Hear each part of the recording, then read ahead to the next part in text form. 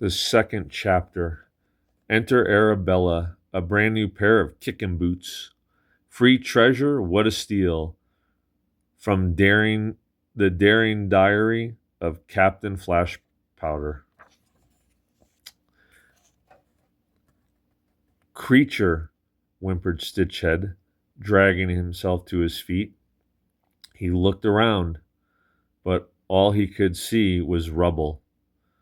Where was it? Creature, are you? A vast dark shadow fell over Stitchhead. He heard a deep rumbling growl and felt hot breath on the back of his head. Uh-oh, he said in a tiny, imperiled whisper.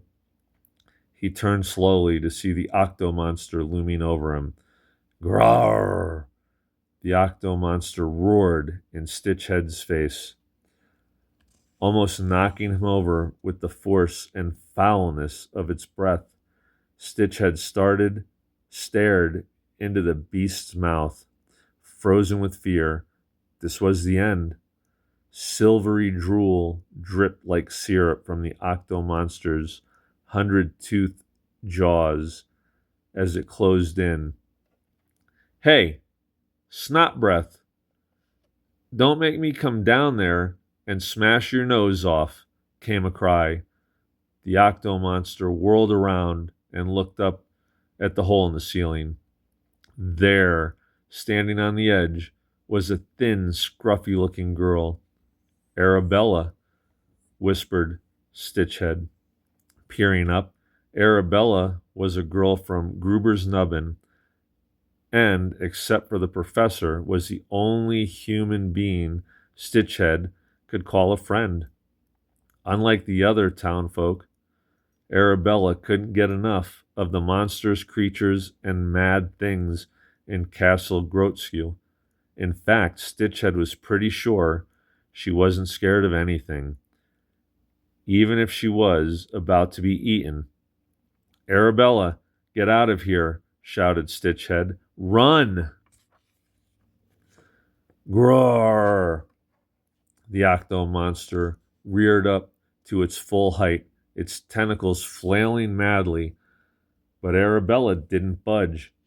She just shook her head and pointed to her shoes. You see these, said Arabella. These are my brand new kicking boots. They're polished up, all nice and gleamy, so you'll be able to see your face in 'em when I kick it in. The octo-monster slithered up the wall and propelled itself through the hole with another rage-filled scream. Arabella, hang on, screamed Stitchhead as the octo-monster wrapped one of its tentacles around Arabella and held her over the hole. I'll kick you into next week, she growled as the octo-monster gnashed its jaws. Graw, graw.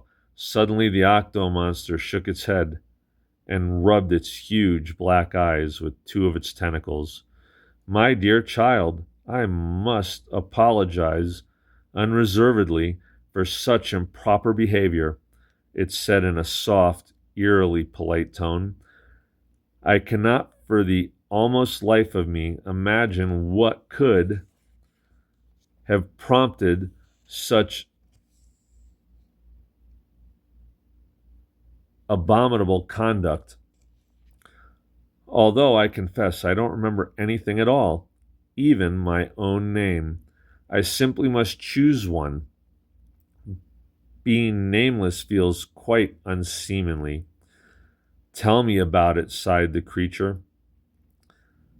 The serenity salve, whispered Stitchhead. It's working. Yeah? Well, count yourself lucky, huffed a disappointed Arabella. I was just about to get kicky all over your face. Then I am profoundly grateful I came to my senses when I did, said the octo-monster, lowering Arabella through the hole and placing her delicately on the ground. Now, if you'll be kind enough to allow me to take my leave, I suddenly feel rather dehydrated, continued the octo-monster. Is there perchance a body of water in which I might take up residence? There's a moat around the castle, said Stitchhead. You can get to it via the sewer pipes if you can squeeze through them. A capital suggestion. My humblest thanks, said the octo-monster. And if I can ever be of assistance, anything at all, just give me a whistle. With that, the giant octo-monster slid into the shadows of Castle Grotskew. I don't even know if I can whistle, muttered Stitchhead. Shame, I scared him off, grumbled Arabella. Would have been nice to try out my new boots. I think it was the Serenity Cell. Never mind, said Stitchhead quietly.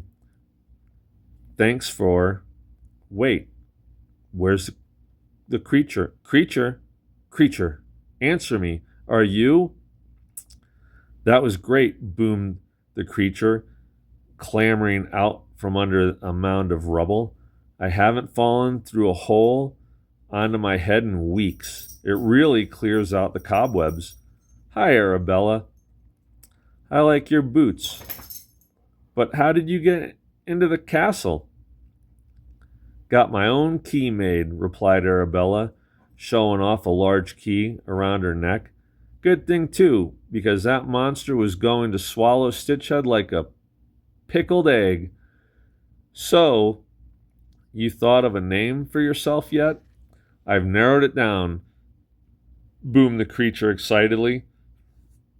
Do you want to hear the short list? I'll start with the A's.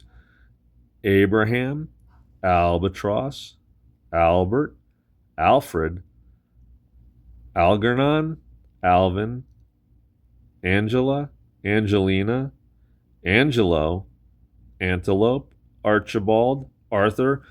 Blimey, creature. I'll be older than my grandma by the time you get to the Z's. And my grandma is so ancient, her toenails have fallen off, chuckled Arabella. Hey, where are we? Asked the creature, glancing around. This doesn't look anything like the rest of the castle. Stitchhead cast his mismatched eyes across the room and froze. It can't be. You all right? Asked Arabella. Stitchhead didn't reply. He just stared into the doorway. Arabella waved her hand in front of Stitchhead's face. Anyone in there? You look like you've seen a ghost. I didn't think there were any ghosts in Castle Grotskew, said the creature, panicking. Should we start running and screaming? This is the room, whispered Stitchhead. Finally. What room? Asked Arabella. What is this place?